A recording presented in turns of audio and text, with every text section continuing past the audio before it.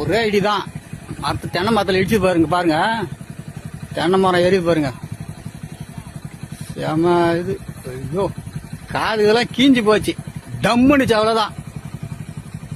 தென்னை மரம் எந்த அளவுக்கு ஏறிது பாருங்க.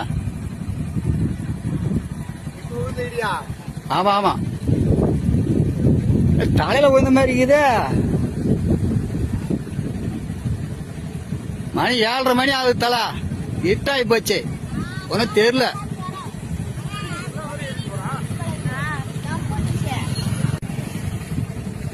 பச்சை மரம்.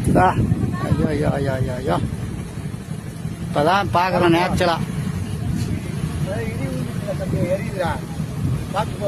யாரு பங்காரு சொல்றான் அவனுக்கு.